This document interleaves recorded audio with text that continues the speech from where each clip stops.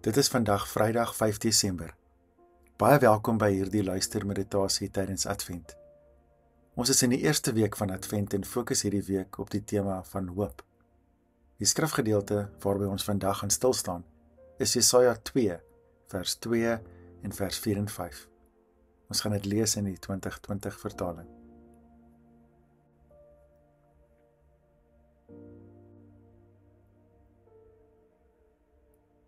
Advent is 'n tyd van afwagting. En die doel van hierdie gebedsmeditasie is om jou te help om hoopvol die dag in te gaan. Om oop te wees om deur die Heilige Gees vernuwe te word. Daarom wil ek jou uitnooi om, waar jy is, saam met die Christuskers, ook die kers van hoop aan te steek, die eerste van die kerse van Advent.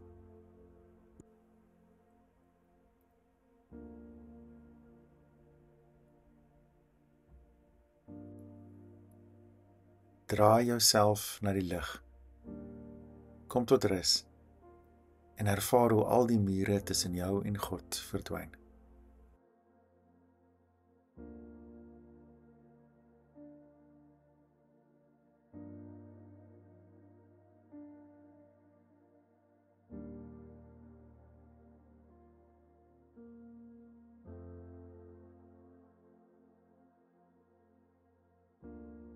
Bid saam met my hierdie Adventsgebed. Heilige God, verdiep die geheimenis van die koms in my hart. Kom verhelder nou my denke met die suiwer lied van engele. Verryk my emosies met die klanke van hoop. Die dag is besig om te breek. Ek weet die aankoms is naby. Daarom kom giet in my die hoop van die rooi son wat geduldig die horison uitklim. Stort in my die vreugde van die teenwoordigheid. Mag hierdie oomblik wees soos u genade dit bepaal. Mag u hoop opnuut ontkiem in my hart.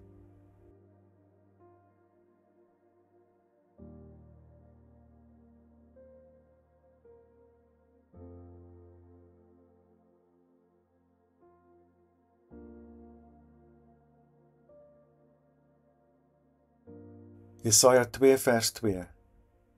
In die laaste dae sal die berg van die Here se huis stewig staan as die hoogste van die berge. Hy sal bo die heuwels uittroon. Al die nasies sal daarin stroom. Vers 4. God sal reg spreek tussen die nasies, die reg handhaaf vir talryke volke. Hulle sal van hulle swaarde ploegskare smee en van hulle spiese snoeimesse. Nasies sal nie meer die swaard teen mekaar opneem nie. Hulle sal nie meer leer om oorlog te maak nie. Huis van Jakob, kom, laat ons leef in die lig van die Here.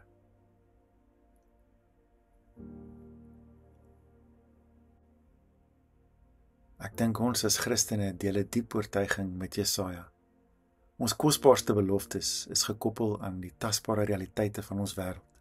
Die land, die berge, tempels, brood, snoeiskere, lig. Op hierdie konkrete manier kom God nader aan ons en aan sy wêreld.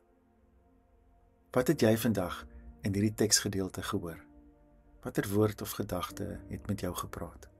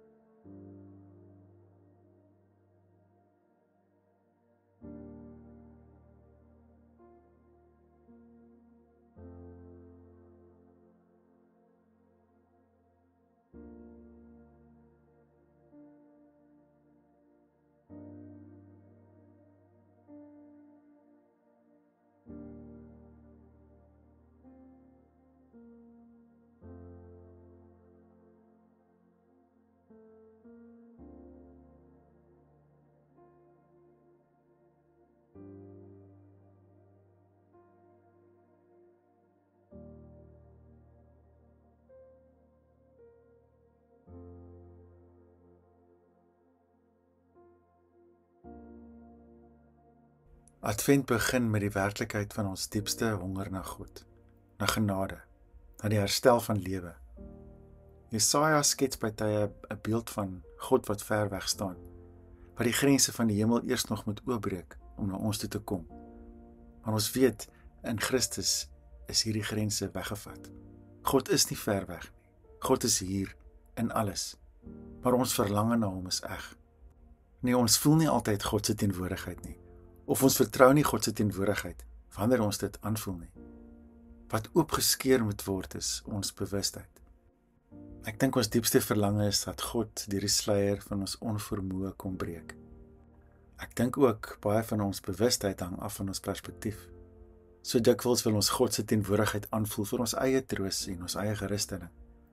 En dalk omdat dit so selfgesentreerd is dit nie waar ons God waarskynlik gaan kry nie. Maar as ons onsself in liefde heroriënteer, ingestel op alles en almal om ons, dan sien ons God. Dan sien ons God het nie skielik na ons te beweeg nie, maar hy was nog altyd daar. In Advent plaas ek my hoop in 'n God wat my menswees kom verander, kom vernuwe, soos 'n pottebakker wat klei vat en 'n nuwe houer daaruit skep. Soos Jesaja sê, ons verlang om te leef in God se lig. Met watter verwagting stap jy hierdie adventstyd tegemoet? Waar sien jy reeds die tekens van hoop deurbreek?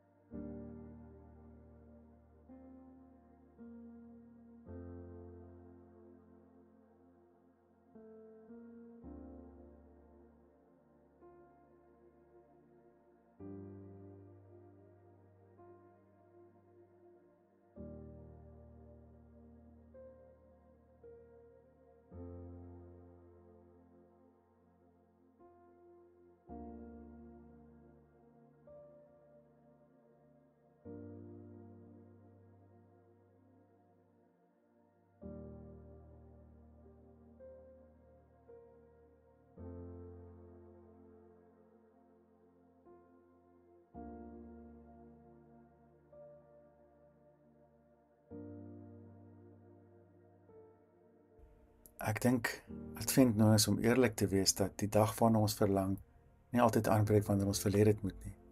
Dit kom ook soms ontydig, soos 'n roos in die winter, dit blom te gou, maar is steeds oop. Die dag wat breek, selfs al bly dit nag.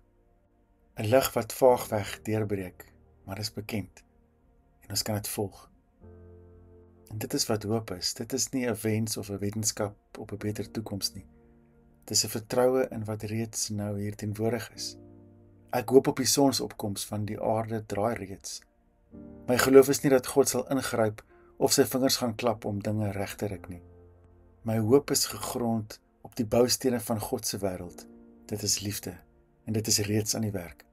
Daarom leef ek in hoop en hou ek aan bid dat sy verborgde liefde in my en almal om my meer en meer sal blom. In hierdie dae is God se lig ons wapenrusting.